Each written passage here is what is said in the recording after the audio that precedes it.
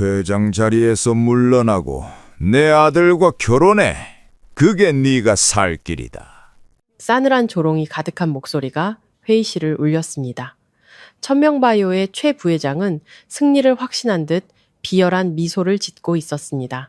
그의 앞에는 35의 젊은 여성 회장, 한서연이 창백한 얼굴로 서 있었죠. 바로 그때 굳게 닫혔던 회의실 문이 거칠게 열렸습니다. 모두의 시선이 문가로 향했고 그곳엔 싸구려 양복을 입었지만 강철처럼 단단한 눈빛의 한 남자가 서 있었습니다. 최 부회장이 고함을 질렀습니다. 웬 놈이냐?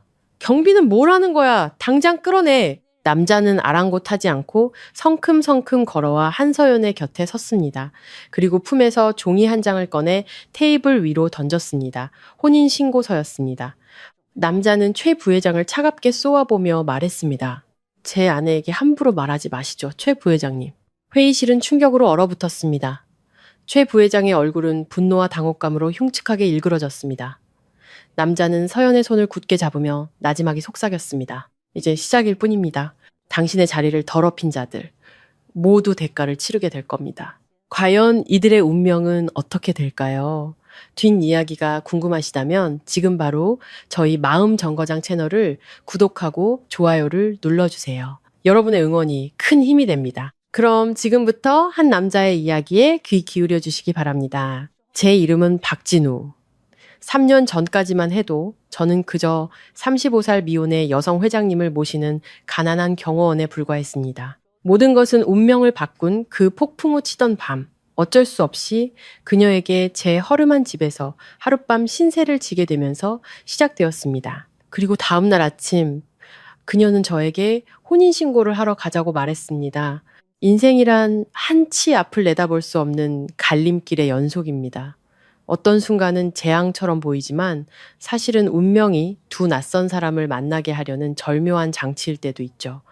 저에게 그 갈림길은 바로 3년 전 역사에 기록될 만한 폭풍우가 몰아치던 그 밤이었습니다. 가난한 경호원과 고귀한 여성 회장 사이의 경계가 완전히 허물어졌던 그 밤. 그날 밤 하늘에 구멍이라도 뚫린 듯 비가 쏟아졌습니다. 갑작스럽게 도시를 덮친 3호 태풍은 모든 도로를 거대한 물바다로 만들었습니다. 차창 틈으로 파고드는 바람 소리는 마치 하늘의 구슬픈 울음소리 같았습니다. 저는 운전석에 앉아 앞이 보이지 않는 빗줄기를 응시하며 핸들을 꽉 쥐고 있었습니다. 뒷좌석에는 천명바이오의 회장 한서연이 앉아 있었습니다. 룸미러를 통해 보니 그녀는 눈을 감은 채 아름답지만 창백해진 얼굴을 시트에 기댄 채였습니다. 그녀는 방금 피해 파티를 겪고 나온 참이었습니다. 상류층의 강압적인 사교 파티를 저는 속으로 그렇게 불렀죠. 오늘 최 부회장과 주주들은 또다시 그녀에게 술을 강요하며 전면적인 협력, 사실은 노골적인 강제 결혼을 압박했습니다. 한서연은 그 술잔을 내던지고 파티장을 박차고 나왔습니다. 강하고 결단력 있는 행동이었지만 저는 그 자존심 뒤에 외로움과 압박감으로 피 흘리는 마음이 있다는 것을 알고 있었습니다. 차가 외곽의 별장으로 향하는 한적한 산길을 지날 때 갑자기 차가 멈춰 섰습니다. 차체 밑에서 큰 소리가 나더니 차가 휘청이며 미끄러지다 완전히 멈췄습니다. 저는 미간을 찌푸렸습니다. 오랜 무도인의 감각이 불길한 예감을 알려주고 있었습니다. 저는 침착한 목소리로 말했습니다. 회장님, 차 안에 가만히 계십시오. 제가 내려서 확인해 보겠습니다. 문을 열고 내리자 비바람이 칼날처럼 얼굴을 핥히었습니다. 4개의 타이어는 모두 바람이 빠져 있었고 도로 위에는 헤드라이트 불빛에 번쩍이는 뾰족한 마름쇠들이 흩뿌려져 있었습니다. 이건 우연한 사고가 아니었습니다. 함정이었습니다. 그 순간 길가의 칠흑 같은 숲속에서 오토바이 4대가 굉음을 내며 달려왔습니다. 헤드라이트 불빛이 제 눈을 멀게 할 듯 쏘아댔습니다. 검은 우비를 입은 거구에 사내 8명이 쇠파이프를 든 채 최고급 세단을 포위했습니다. 우두머리로 보이는 자가 쇠파이프로 보닛을 치며 소리쳤습니다. 이 예쁜 회장님, 내려서 오빠들이랑 좀 놀지? 이렇게 비바람 치는 밤엔 우리랑 몸으로 데워야 제맛이지. 차 안에 한서연은 움직이지 않았지만 그녀의 손이 떨며 문을 잠그는 것을 보았습니다. 저는 차 앞을 막아선 채 2 손을 늘어뜨렸습니다. 하지만 온몸은 이미 불균형한 싸움을 준비하며 팽팽하게 긴장해 있었습니다. 최 부회장이 보낸 놈들이라는 걸 직감했습니다. 그들의 목적은 살인이 아니라 내일 있을 회의에서 그녀를 겁주고 굴욕감을 줘서 순순히 말을 듣게 하려는 것이었습니다. 원하는 게 있으면 나한테 말해. 차 안에 사람은 건드리지 마라. 제가 내뱉은 목소리는 빗소리에 묻혔지만 우두머리를 순간 멈칫하게 할 만큼의 위력이 있었습니다. 그는 땅에 침을 뱉으며 으르렁거렸습니다. 넌 그냥 문지기 개새끼잖아. 살고 싶으면 꺼져. 오늘 우리 목표는 저 예쁜이 뿐이니까. 말이 끝나자마자 그는 쇠 파이프를 휘두르며 제 머리를 향해 달려들었습니다. 저는 반사적으로 몸을 왼쪽으로 피하며 손날로 그의 손목을 강하게 내리쳤습니다. 쇠파이프가 땅에 떨어졌고 이어서 그의 가슴에 발차기를 날리자 그는 부하들 쪽으로 나가 떨어졌습니다. 두목이 당하는 것을 본 놈들이 한꺼번에 달려들었습니다.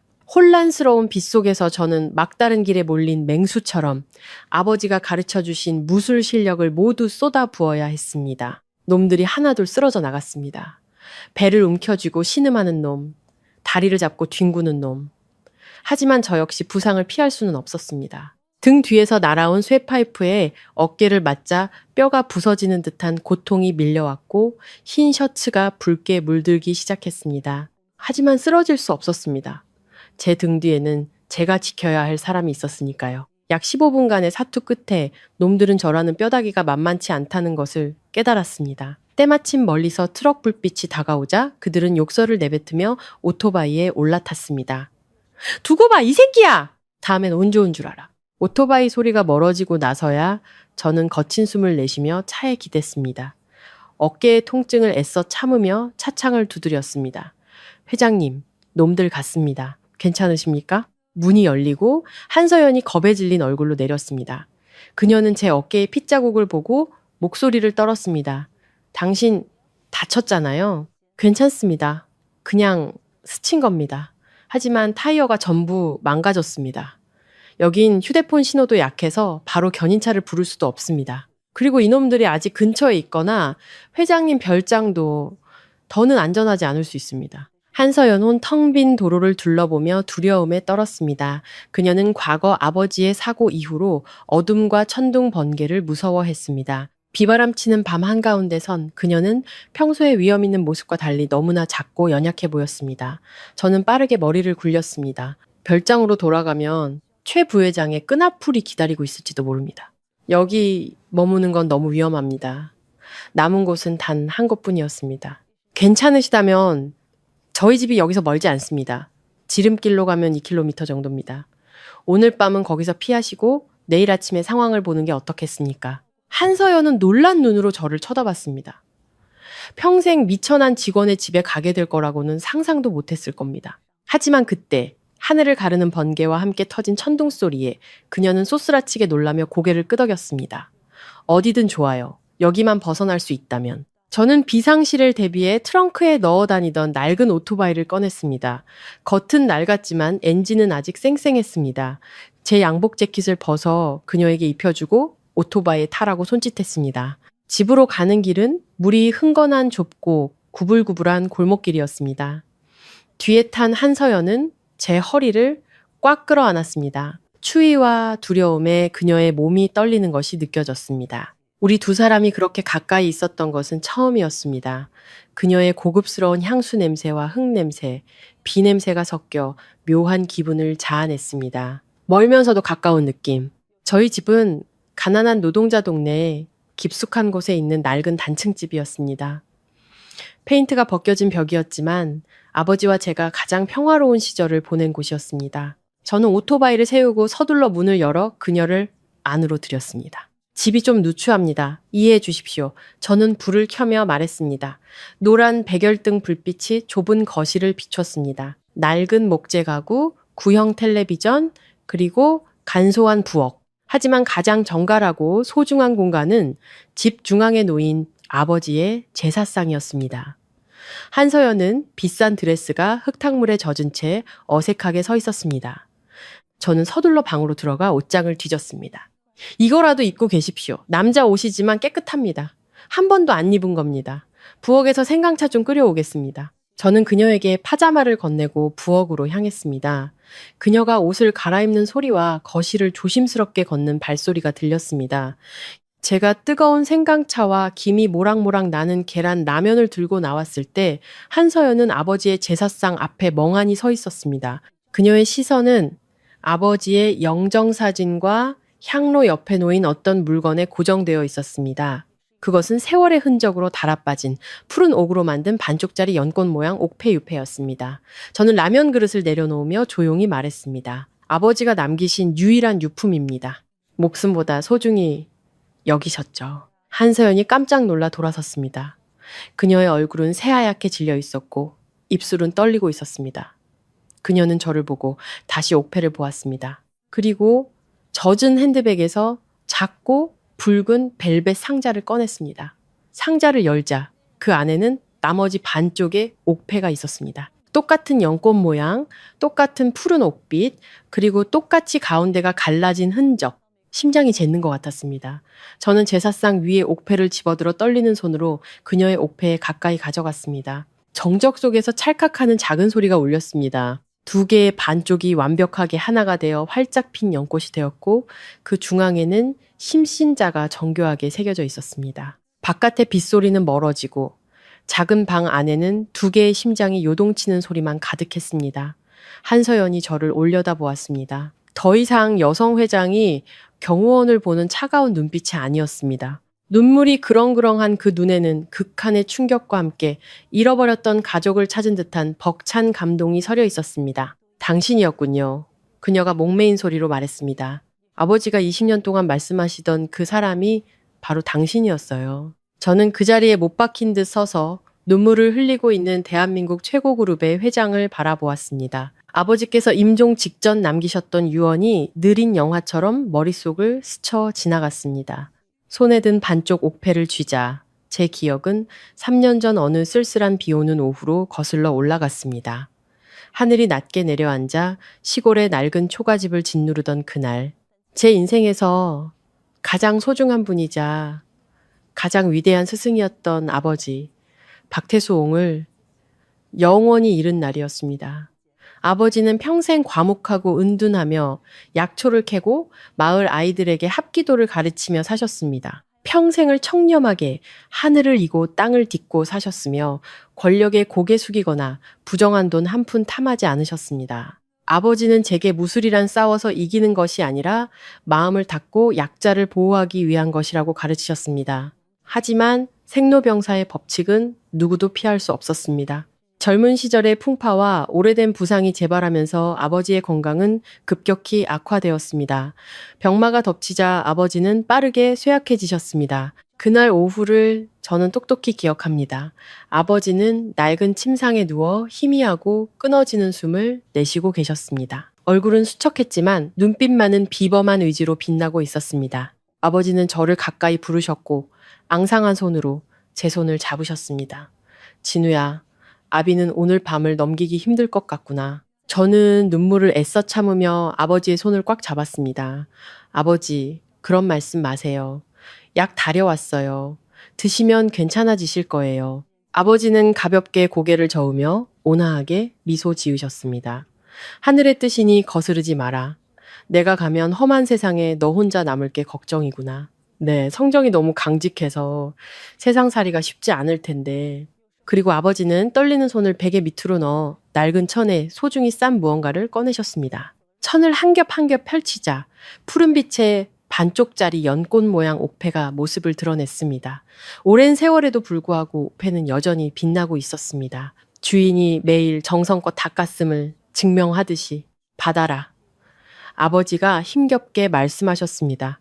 이것이 내 평생 가장 소중한 물건이다. 저는 옥패를 받아들었습니다. 차가운 감촉이 손바닥에 퍼졌습니다. 아버지는 20년 넘게 숨겨온 이야기를 시작하셨습니다. 그해 아버지는 산에서 약초를 캐다가 끔찍한 산사태 현장에서 조난당한 한 남자를 우연히 구하셨습니다. 그는 서울에서 온 성공한 사업가였습니다. 그의 차는 흙더미에 파묻혔고 운전기사는 즉사했으며 그만이 겨우 숨을 쉬고 있었습니다. 아버지는 위험을 무릅쓰고 맨손으로 흙을 파내 그를 업고 10km가 넘는 산길을 달려 가장 가까운 보건소로 데려갔습니다. 목숨을 구한 은혜에 감격한 그 사업가는 아버지와 의형제를 맺자고 청했습니다. 그는 사례로 많은 돈을 주려 했지만 아버지는 한사코 거절하셨습니다. 어려운 사람을 구하는 것은 사람의 도리일 뿐 돈을 받으면 의리가 아니지요. 아버지의 강직함에 감복한 그는 목에 걸고 있던 옥패를 둘로 쪼개 반쪽을 아버지께 주며 말했습니다. 형님, 훗날 형님의 자손이 어려움에 처하거든 이 옥패를 가지고 저를 찾아오게 하십시오. 혹 제 자손이 형님의 자손을 만나게 된다면 우리는 한 가족처럼 생사를 함께 할 것입니다. 거기까지 말씀하신 아버지는 길게 기침을 하셨습니다. 아버지는 저를 보며 엄하지만 사랑이 가득한 눈빛으로 말씀하셨습니다. 그분의 성함은 한동진. 의리를 중히 여기는 분이셨지만 세상살이에 밀려 우리는 은둔하게 되었고 연락이 끊기고 말았다. 네가 이 옥패를 들고 가서 부귀를 구걸하는 것을 원치 않는다. 하지만 인생의 은호는 반드시 갚아야 한다는 예감이 드는구나. 아버지는 마지막 힘을 다해 제 손을 꽉 쥐며 유언을 남기셨습니다. 진우야, 약속하거라. 이 유품을 항상 몸에 지니고 다녀라.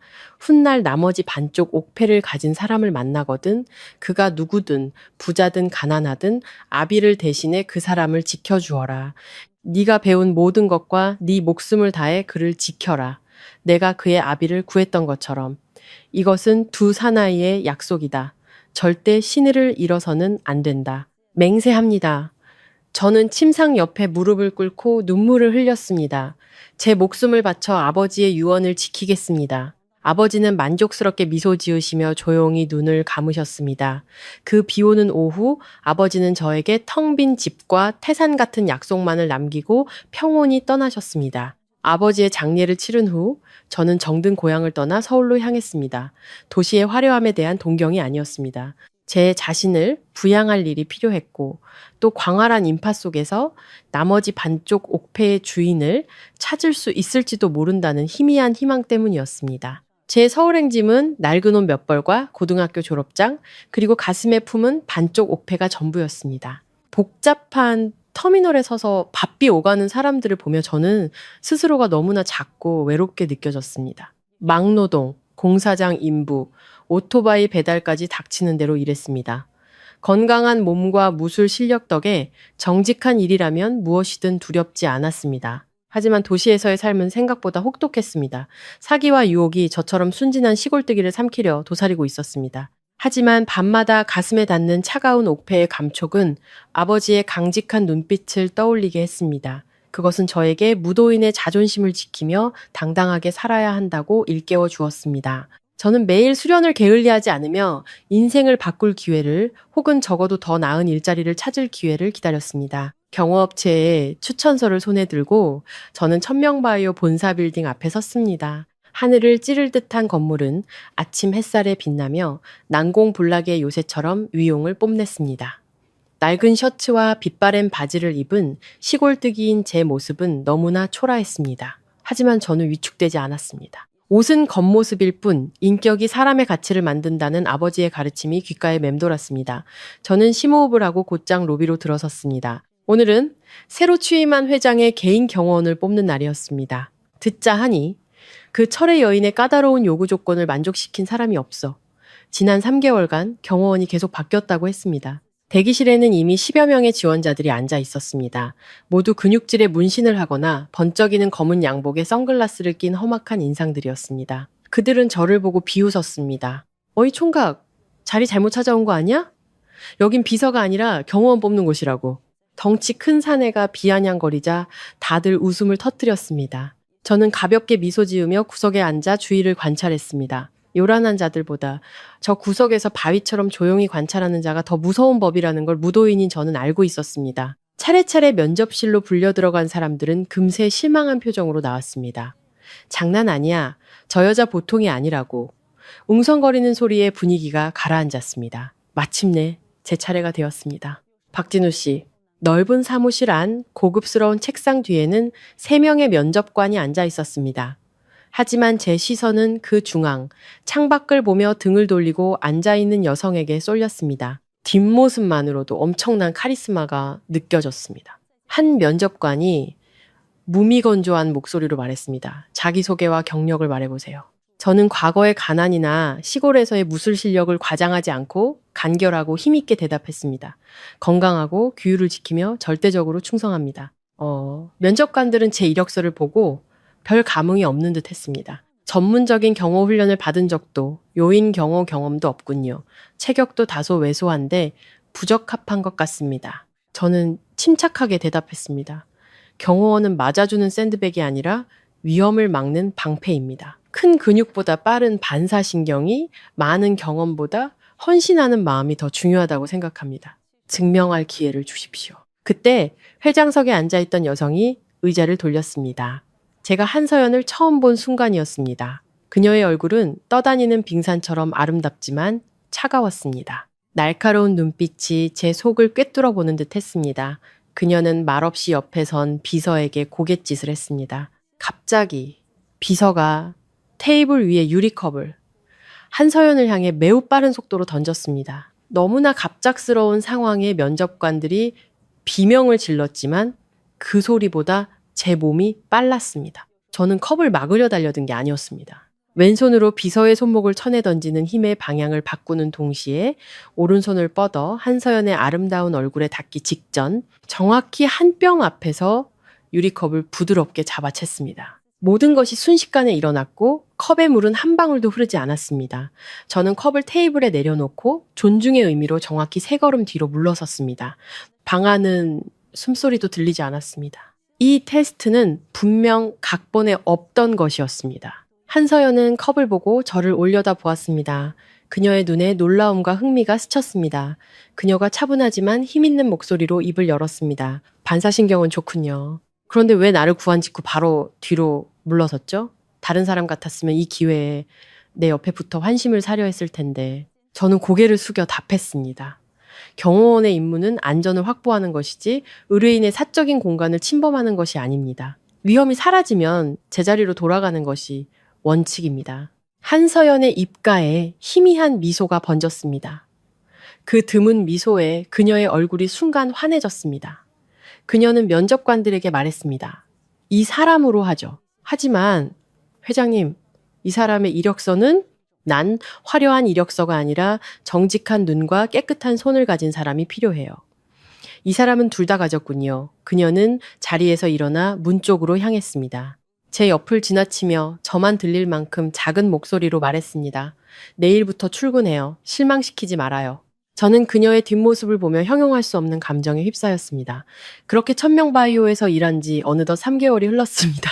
권력 있는 여성 회장의 개인 경호원 생활은 제가 상상했던 것과는 전혀 달랐습니다. 영화처럼 매일 총격전이 벌어지는 대신 숨 막히는 정적과 칼 같은 원칙만이 존재했습니다. 계약서의 첫 번째 원칙은 회장의 사적인 일에 대해 듣지도 보지도 알려고도 하지 말 것이었습니다. 저는 그림자처럼 항상 한서연의 곁에 있었지만 그녀의 모든 대화 속에서 투명 인간이 되어야 했습니다. 매일 아침 6시 반까지 별장에 도착해 차량과 동선을 점검하고 그녀를 기다렸습니다. 한서연은 언제나 7시 15분 정각, 1초의 오차도 없이 나타났습니다. 언제나 단정하고 세련되고 차가웠습니다. 차 안에서는 뒷좌석에서 그녀가 서류를 넘기는 소리가 들릴 정도로 조용했습니다. 그녀는 쉬지 않고 일했습니다. 전화로 지시를 내리고 서류에 서명하고 태블릿 화면의 숫자를 확인했습니다. 그녀는 지칠 줄 모르는 기계 같았습니다. 직원들에게 한서연은 철의 여인, 게으름뱅이들의 공포였습니다. 하지만 룸미러를 통해 그녀를 조용히 지켜보는 저는 아무도 보지 못하는 그녀의 이면을 보았습니다. 차가 가볍게 덜컹거릴 때마다 그녀가 고통스럽게 미간을 찌푸리는 것을, 그녀가 자주 손으로 명치 부근을 누르는 것을 보았습니다. 그녀의 핸드백에는 화장품과 서류 외에 항상 반쯤 비어있는 위장약이 들어있었습니다. 그녀는 아침 식사를 밥 먹듯 걸렀습니다. 회의가 길어지는 날이면 진한 블랙커피 한 잔으로 점심을 때우기 일쑤였습니다.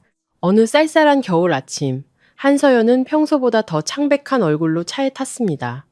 그녀는 자리에 앉자마자 몸을 숙였고 이마에는 식은땀이 맺혀 있었습니다. 저는 룸미러를 보고 조용히 물었습니다. 회장님 안 좋아 보이십니다. 병원에 모실까요? 그녀는 손을 저었습니다. 목소리는 약했지만 여전히 강인함을 잃지 않으려 애썼습니다. 됐어요. 회사로 가요. 9시에 일본 파트너와 중요한 회의가 있어요. 늦으면 안 돼요. 저는 더 말하지 않고 차를 출발시켰습니다. 하지만 평소처럼 고속도로로 가는 대신 오래된 죽 전문점으로 유명한 작은 골목으로 핸들을 돌렸습니다. 어디로 가는 거죠? 회사 가는 길이 아니잖아요. 한서연이 날카로운 목소리로 물었습니다. 저는 태연하게 대답했습니다. 큰 길이 막힙니다. 시간을 맞추려면 이 길로 가야 합니다. 저는 죽집 앞에 차를 세우고 빠르게 내려 따뜻한 소고기죽을 샀습니다. 3분도 채 걸리지 않았습니다. 제가 죽을 뒷좌석으로 건네자 한서연은 이해할 수 없다는 눈빛으로 저를 쳐다봤습니다. 이게 무슨 뜻이죠? 위장약을 드시려면 속을 채우셔야 합니다. 따뜻한 죽을 드시면 좀 나아지실 겁니다. 회의 시간까지는 20분 남았습니다. 시간은 충분합니다. 저는 아첨이나 사적인 감정 없이 업무 보고를 하는 듯한 말투로 말했습니다. 저는 단지 제 양심이 옳다고 말하는 일을 했을 뿐입니다. 고향에서 아버지가 속이 아프실 때면 저도 늘 이렇게 죽을 끓여드렸습니다. 한서연은 한동안 말이 없었습니다. 그녀는 저를 나무라지도 고맙다고 하지도 않았습니다. 그저 죽그릇을 받아들고 뚜껑을 열었습니다. 쌀과 고기, 참기름의 고소한 냄새가 차 안에 퍼지며 차갑고 긴장된 공기를 녹였습니다. 그녀는 죽을 다 비웠고 회사 로비에 내렸을 때 그녀의 얼굴에는 혈색이 조금 돌아와 있었습니다. 엘리베이터에 타기 전 그녀는 단 2마디를 남겼습니다. 고마워요. 그날 이후 이름 없는 습관이 생겼습니다. 매일 아침 그녀의 뒷좌석에는 따뜻한 두유나 김밥 같은 제가 출근길에 사는 소박한 음식들이 놓여 있었습니다. 저는 묻지 않았고 그녀도 묻지 않았습니다. 그저 조용히 먹을 뿐이었습니다. 우리 사이에는 말없이 통하는 기묘한 유대감이 생겼습니다.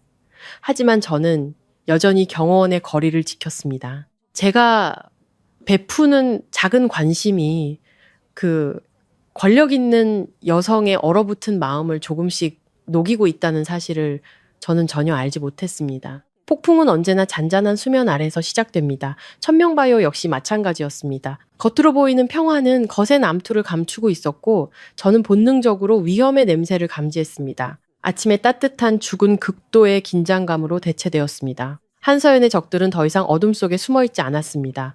그들은 폭력이 아닌 우연한 사고를 가장해 그녀의 정신을 위협하기 시작했습니다. 첫 번째 사건은 월요일 아침에 일어났습니다. 저는 평소처럼 6시에 별장 차고에 도착해 차를 점검했습니다. 차 주위를 돌며 타이어를 살피던 중 왼쪽 뒷바퀴의 너트 하나에서 미세한 긁힘 자국을 발견했습니다.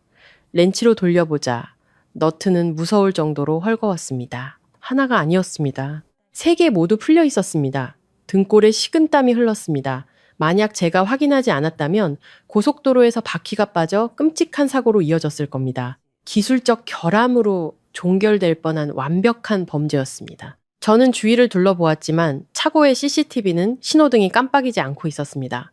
이 짓을 한 놈은 이 집의 보안 시스템을 꿰뚫고 있는 내부자임이 틀림없었습니다. 적은 바로 우리 곁에 있었습니다. 저는 한서연에게는 알리지 않았습니다. 중요한 계약을 앞둔 그녀를 불안하게 만들 수 없었습니다. 저는 조용히 너트를 다시 조이고 아무 일 없었다는 듯 그녀를 태웠습니다. 하지만 그 순간부터 제 모든 감각은 최고 경계 태세에 돌입했습니다. 두 번째 사건은 사흘 뒤 가장 안전하다고 여겨졌던 회사 본사에서 일어났습니다. 그날 늦게까지 일한 한서연이 지하 주차장으로 가기 위해 회장 전용 엘리베이터에 탔습니다. 제가 따라 타서 조작반 앞을 막아섰습니다. 엘리베이터가 15층을 지날 때 갑자기 격렬하게 흔들리며 쇠가 부딪히는 굉음이 울렸습니다. 조명이 깜빡이다가 완전히 꺼졌고 엘리베이터는 공중에서 멈춰섰습니다. 칠흑 같은 어둠이 덮쳐오자 한서연이 비명을 질렀습니다. 좁고 어두운 공간 속에서 그녀의 거친 숨소리가 들렸습니다. 회장님, 진정하십시오. 제가 여기 있습니다. 저는 최대한 침착하게 말하며 주머니에서 라이터를 꺼내켰습니다. 작은 불빛이 핏기 하나 없이 새하얗게 질린 그녀의 얼굴을 비췄습니다. 그녀는 바닥에 주저앉아 머리를 감싸진 채 온몸을 떨고 있었습니다. 그녀가 폐소공포증과 어둠공포증을 앓고 있다는 기록을 떠올렸습니다. 지금 그녀는 위험 있는 회장이 아니라 과거의 트라우마에 갇힌 연약한 여자였습니다. 저는 망설임 없이 다가가 그녀 옆에 앉아 제 몸으로 그녀를 감쌌습니다. 서연 씨, 저는 처음으로 직함 없이 그녀의 이름을 불렀습니다. 그냥 엘리베이터가 멈춘 겁니다. 비상 브레이크가 작동했으니 우린 안전합니다. 그녀는 공포에 질린 눈으로 저를 올려다보며 눈물을 흘렸습니다. 그녀는 제 손을 마치 구명줄처럼 꽉 잡았습니다. 손톱이 살을 파고드는 고통이 느껴졌지만 저는 손을 빼지 않았습니다. 싫어, 날 버리지 마세요, 아빠. 그녀가 헛소리를 중얼거렸습니다. 저는 제 재킷을 벗어 그녀를 덮어주고 일정한 박자로 등을 토닥이며 안심시켰습니다. 아무도 당신을 버리지 않아요. 제가 여기 있습니다. 박진우입니다. 제가 안전하게 구해줄 겁니다. 심호흡하세요. 저는 한 손으로 그녀를 안고 다른 손으로 휴대폰을 꺼내 기술팀에 비상 전화를 걸었습니다.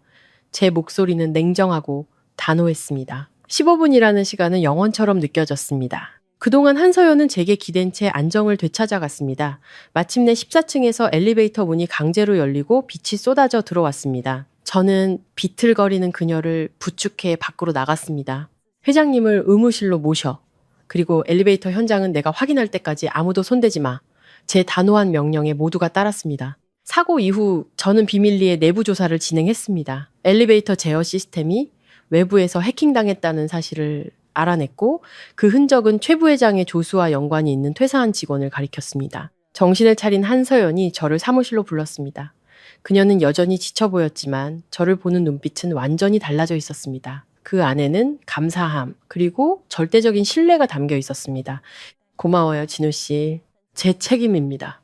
오늘부터 내 안전에 관한 모든 결정권은 당신에게 위임하겠어요.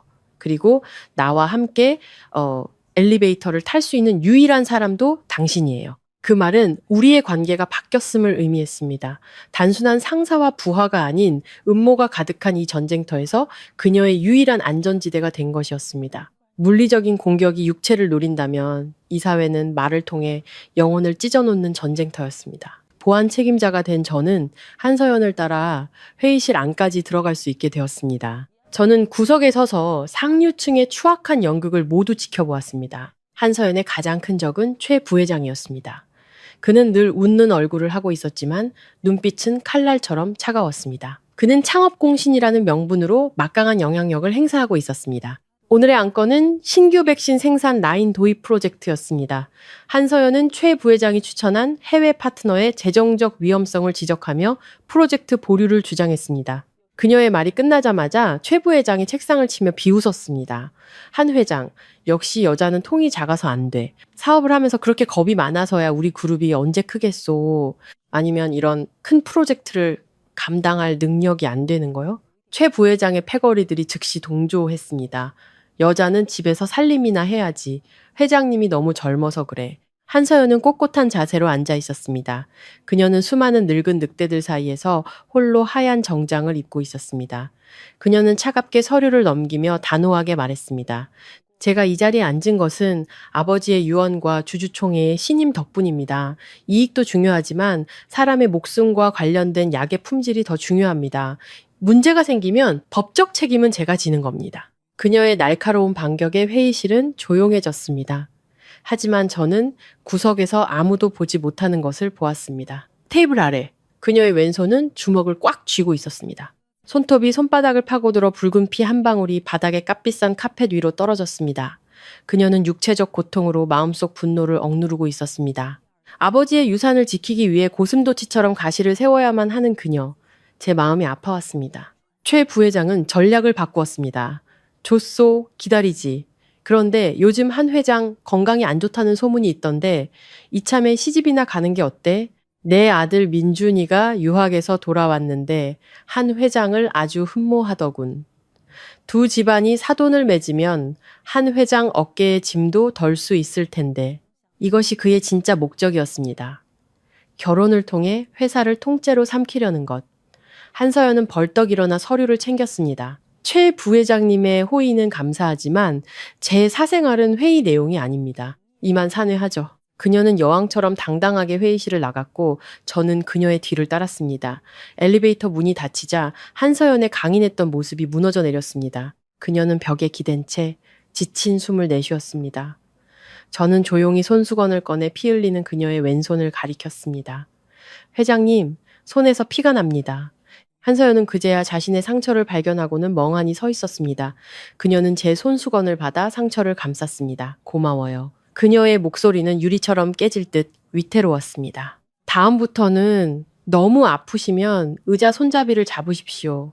스스로를 해치지 마십시오. 그들은 회장님의 피를 흘릴 가치도 없는 자들입니다. 원칙을 어긴 발언이었지만 한서연은 저를 나무라지 않았습니다. 그녀는 흔들리는 눈빛으로 저를 보았습니다. 무언가 말하고 싶어 하는 듯 했지만 엘리베이터 문이 열리자 그녀는 다시 차가운 가면을 쓰고 밖으로 나갔습니다. 사람들은 왕은 외롭다고 말합니다.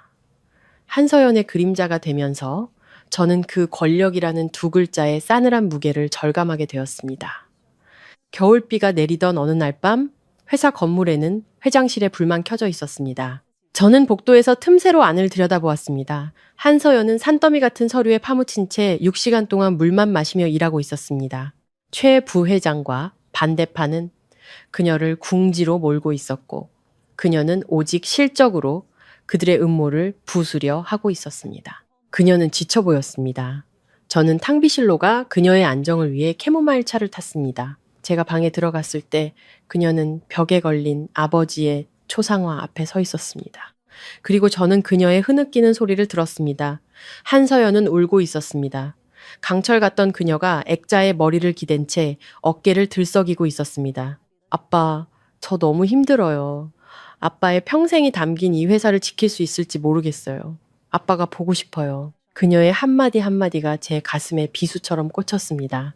차가운 겉모습 뒤에는 그저 기댈 곳이 필요한 연약한 여자가 있었습니다. 저는 아버지의 유언을 떠올렸습니다. 그녀를 지키는 것은 총알을 막는 것만이 아니었습니다. 상처 입은 그녀의 마음을 고독으로부터 지키는 것이기도 했습니다. 저는 일부러 발소리를 내어 제가 왔음을 알렸습니다. 그녀는 황급히 눈물을 닦으며 퉁명스럽게 말했습니다. 누구 허락받고 노크도 없이 들어온 거죠? 저는 아무것도 못 본 척 차를 내려놓았습니다. 회장님, 노크를 3번 했는데 답이 없으셔서 들어왔습니다. 따뜻한 차 한잔 하시고 이만 퇴근하시죠. 벌써 12시가 다 됐습니다. 한서연은 아직 눈가가 붉은 채로 저를 보았습니다. 그녀의 눈에 경계심이 사라지고 조용한 감사의 빛이 어렸습니다. 그녀는 차를 한 모금 마시고는 작은 목소리로 물었습니다. 내가 아주 비참해 보이나요? 저는 그녀의 눈을 똑바로 보며 진심으로 대답했습니다. 저는 비참함이 아니라 거대한 유산을 짊어진 효심 깊은 딸과 부상을 입고도 무기를 놓지 않는 용감한 전사를 봅니다. 하지만 회장님, 전사에게도 휴식은 필요합니다. 회장님이 쓰러지시면 가장 기뻐할 것은 적들입니다. 오랜만에 듣는 위로의 말에 한서연은 잠시 말을 잃었습니다. 그녀는 희미하게 미소 지었습니다. 슬프지만 무척 아름다운 미소였습니다. 당신 말이 맞아요. 퇴근하죠. 차를 몰아 별장으로 가는 길, 그녀가 조용히 제 이름을 불렀습니다. 진우 씨. 네, 회장님. 내일부터 제게 호신술 몇 가지 가르쳐 줄 수 있어요? 더 이상 나약하게 남에게 보호만 받는 존재가 되고 싶지 않아요. 당신의 보호와 아버지의 유지를 지킬 자격이 있는 더 강한 사람이 되고 싶어요. 그녀의 말에 제 심장이 강하게 울렸습니다. 이 여성은 정말 특별했습니다. 알겠습니다, 회장님. 제가 아는 모든 것을 가르쳐 드리겠습니다. 차가 조용히 나아가는 동안 저는 우리 두 사람 사이에 보이지 않는 유대감이 단단해지고 있음을 느꼈습니다. 단순한 주종 관계가 아닌 고독한 두 영혼의 공감이었습니다. 하지만 적들은 주먹이 아닌 보이지 않는 칼을 사용했습니다. 최 부회장의 첫 공격은 여성의 명예를 겨냥했습니다.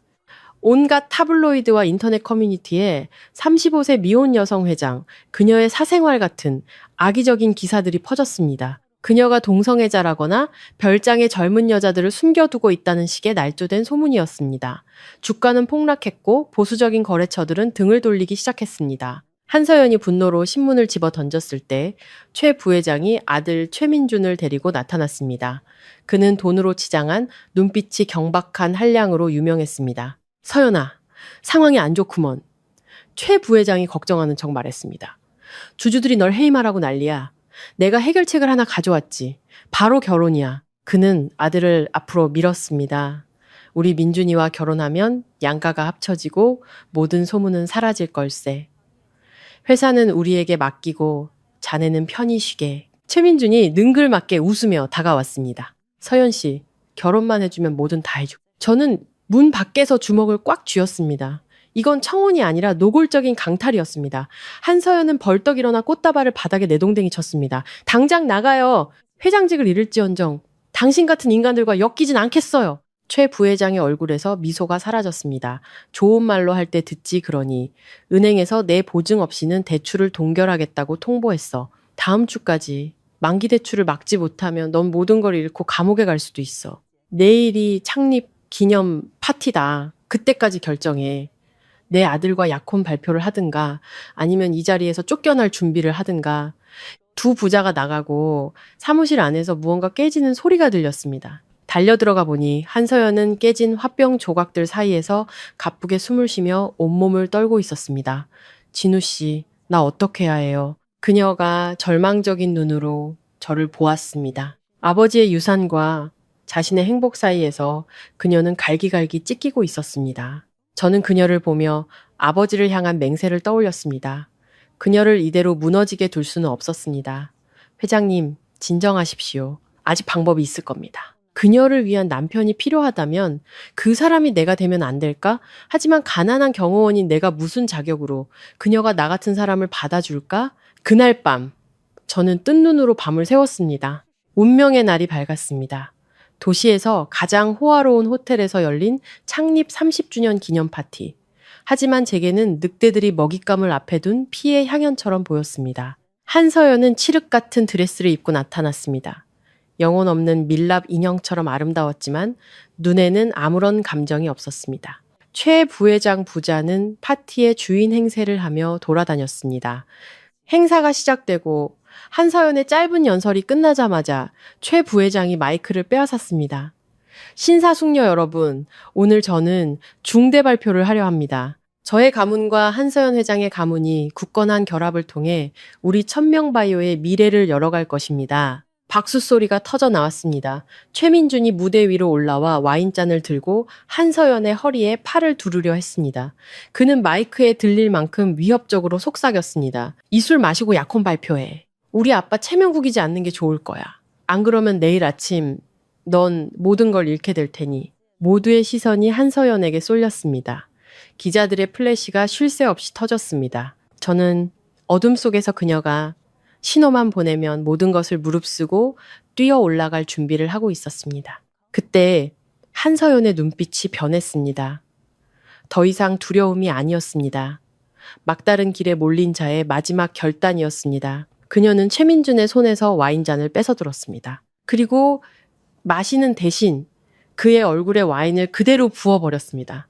쨍그랑 크리스털 잔이 바닥에 부딪혀 박살나는 소리가 음악을 갈랐습니다. 최민준은 멍하니 서 있었고 한서연은 마이크에 대고 떨리지만 분노에 찬 목소리로 외쳤습니다. 나 한서연은 천명바이오가 망해서 길거리에 나앉을지언정 당신 같은 쓰레기와 결혼해서 명예를 팔지는 않겠어요. 나를 당신들의 꼭두각시로 만들 생각은 꿈도 꾸지 마세요. 말을 마친 그녀는 뒤돌아 정문을 향해 달려나갔습니다. 저 여자 잡아.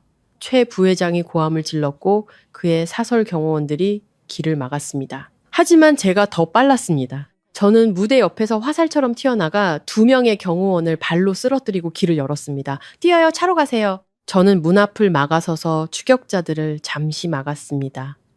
한서연의 모습이 사라진 것을 확인하고 저 역시 그녀를 따라 달려나갔습니다. 밖에는 예보대로 태풍이 몰아치고 있었습니다. 한서연은 자신의 차를 몰고 질주하기 시작했습니다. 이성을 잃은 상태에서 이런 날씨에 운전하는 것은 너무나 위험했습니다. 저는 근처에 세워져 있던 오토바이에 올라타 미친 듯이 그녀를 뒤쫓았습니다.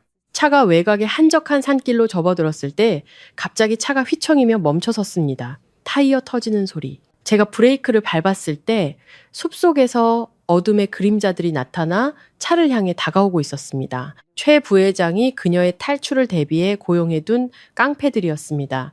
저는 제 모든 기술을 동원해 그녀를 구출했고 다시 제 허름한 집으로 그녀를 데려왔습니다.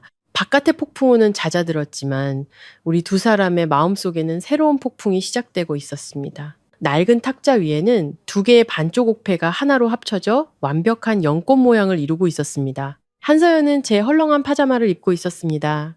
평소에 차갑고 날카로운 모습은 온데간데 없었습니다. 진우 씨. 그녀가 떨리는 목소리로 말했습니다. 아버지는 돌아가시기 전까지 이 옥패를 손에서 놓지 않으셨어요. 당신 아버님은 영웅이고 그 아들 역시 훌륭한 사람일 거라고 하셨죠. 아버지가 옳았어요. 저는 그녀를 보며 무한한 연민을 느꼈습니다. 저 역시 아버지께 나머지 반쪽 옥패의 주인을 목숨 걸고 지키겠다고 맹세했습니다. 지난 3년간은 직업적 책임감으로 당신을 지켰지만 지금부터는 아버지와의 맹세로 당신을 지키겠습니다. 한서연이 저를 올려다 보았습니다. 그녀의 눈에 기묘한 결심이 스쳤습니다. 그녀는 심호흡을 하고는 저를 아연실색하게 만드는 말을 했습니다. 진우 씨, 저와 함께 미친 짓 한번 해보지 않겠어요? 무슨 일입니까? 불 속이라도 뛰어들겠습니다. 저와 결혼해주세요. 저는 잠시 멍해졌습니다. 회장님, 진심이십니까? 더 이상 회장님이라고 부르지 말아요. 한서연이 단호하게 말했습니다. 최 부회장은 결혼으로 나를 죄자매려 해요. 내가 기댈 곳 없는 약한 여자라고 생각하니까. 하지만 내가 이미 결혼한 여자라면 그의 계획은 물거품이 될 거예요. 이기적인 부탁인 거 알아요. 당신을 내 진흙탕 싸움에 끌어들이는 거니까요. 하지만 이제 당신 말고는 아무도 믿을 수가 없어요. 내 남편이 되어주겠어요? 저는 눈앞에 여성을 보았습니다. 돈이 아닌 절대적인 신뢰로 제게 애원하고 있었습니다. 저는 그녀의 차가운 손을 잡았습니다. 좋습니다. 회사를 구하기 위해서가 아니라 당신을 명분 있게 지키고 싶어서입니다. 이제부터 당신은 혼자가 아닐 겁니다. 한서연이 미소 지었고 그녀의 뺨 위로 눈물 한 방울이 흘러내렸습니다. 그것은 제가 3년 동안 본 그녀의 모습 중 가장 편안해 보이는 미소였습니다. 다음 날 아침, 저는 낡은 오토바이로 한서연을 태우고 구청으로 향했습니다.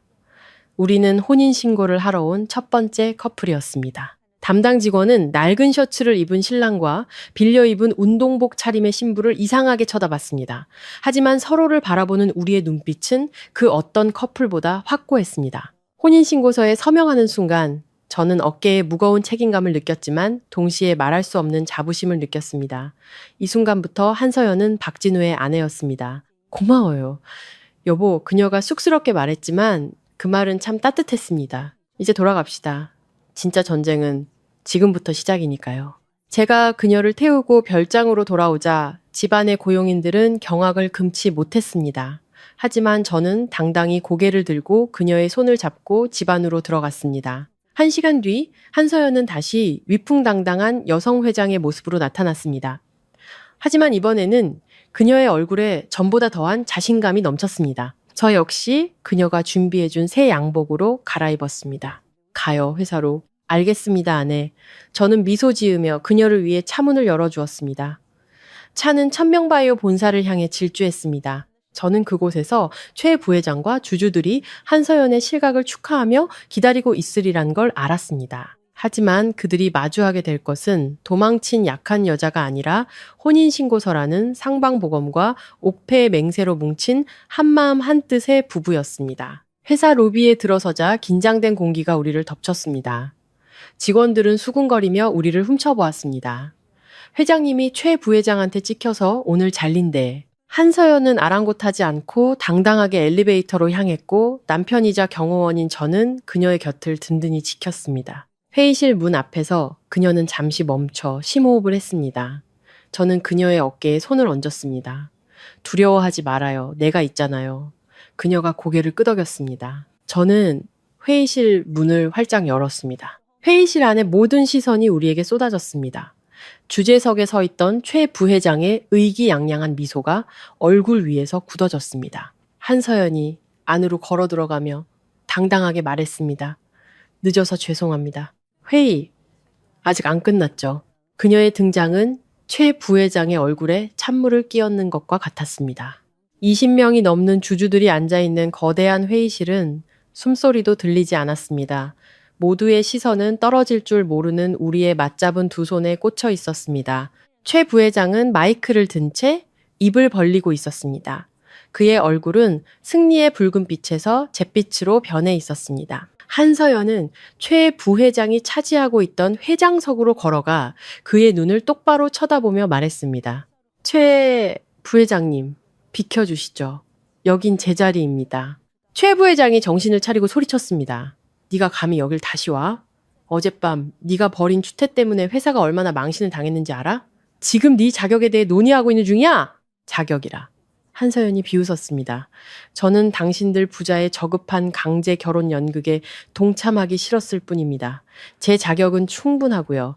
그녀는 품에서 혼인신고서를 꺼내 테이블 위에 내던졌습니다. 제 사생활에 대해 걱정이 많으셨죠. 이게 제 대답입니다. 저 한서연은 오늘부로 법적인 남편이 생겼습니다.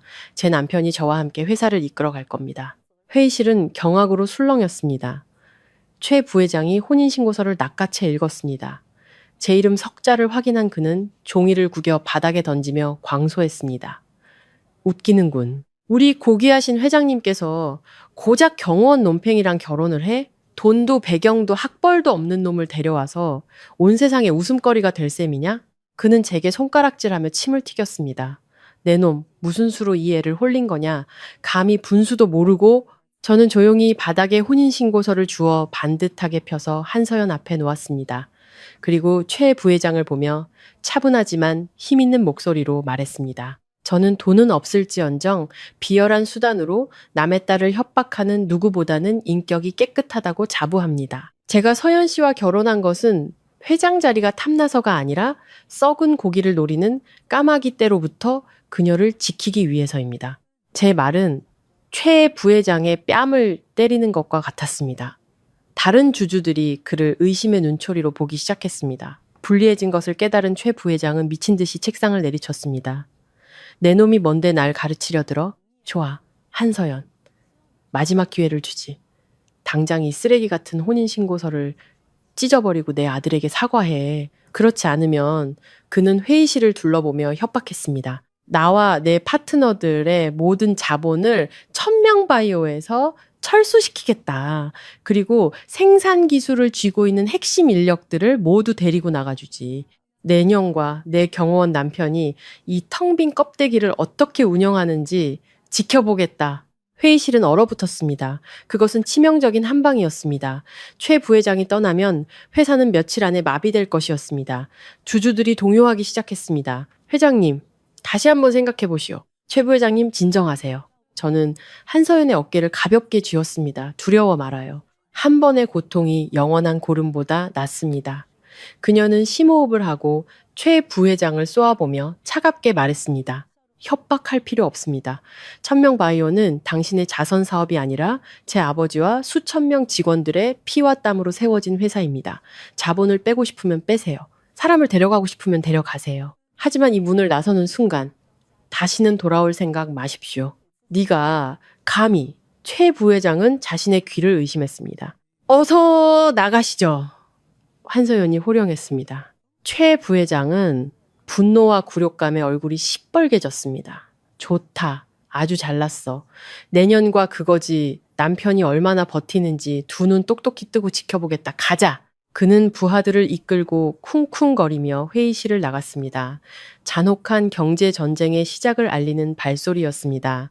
회의실에는 무거운 침묵이 흘렀습니다. 저는 아내의 등 뒤에 서서 남은 주주들을 둘러보며 무언의 메시지를 보냈습니다. 떠날 자는 지금 떠나라. 남는 자는 내가 지킨다. 최 부회장은 말한 대로 움직였습니다. 그는 천명바이오의 약점이 돈이 아니라 사람과 기술이라는 것을 알고 있었고 정확히 그 두 급소를 무자비하게 공격했습니다. 다음 날 아침 회사 로비는 아수라장이었습니다. 수십 명의 핵심 기술 인력들이 사직서를 내기 위해 줄을 서 있었습니다. 최 부회장이 그들에게 2배의 연봉을 약속하며 경쟁사로 빼돌린 것이었습니다. 그뿐만이 아니었습니다.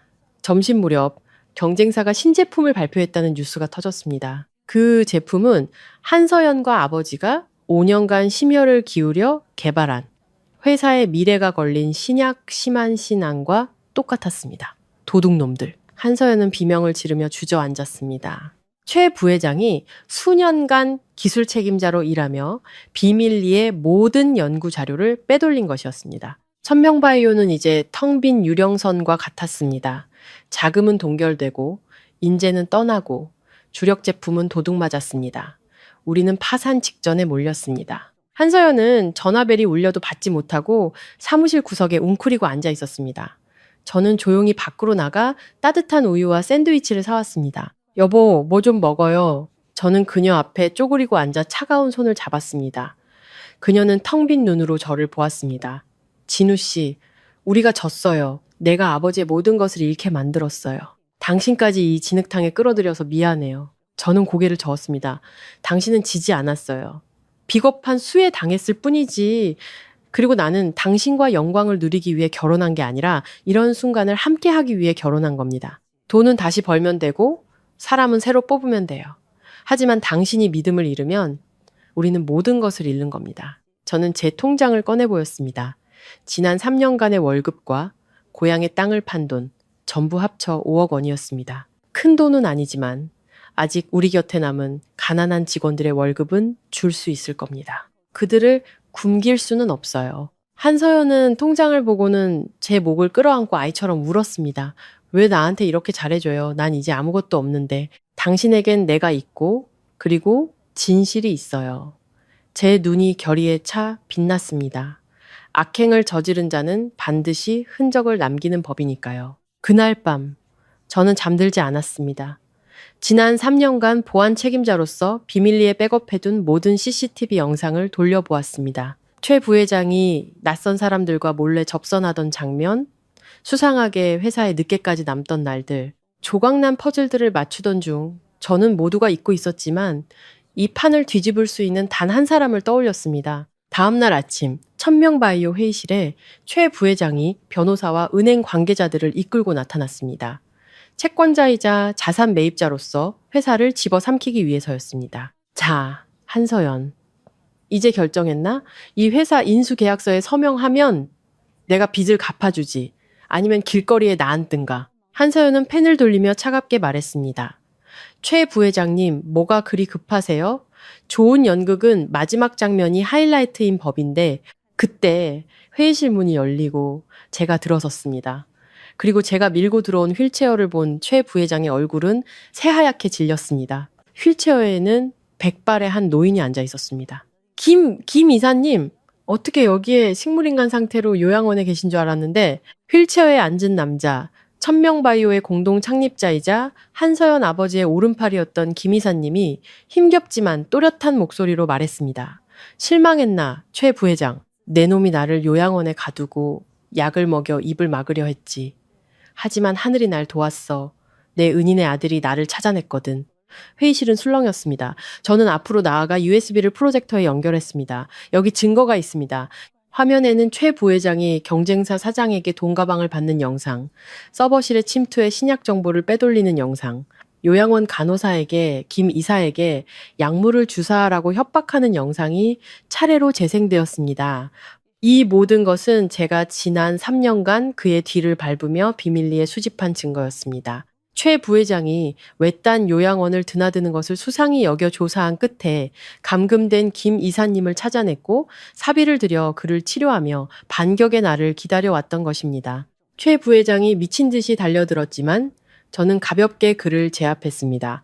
한서연이 자리에서 일어나 판사처럼 선고했습니다. 최상만 씨, 당신은 횡령, 산업 스파이, 불법 감금죄로 체포될 겁니다. 저는 오늘 아침 경찰에 모든 증거를 제출했습니다. 그녀의 말이 끝나자마자 경찰들이 들이닥쳐 최 부회장에게 수갑을 채웠습니다.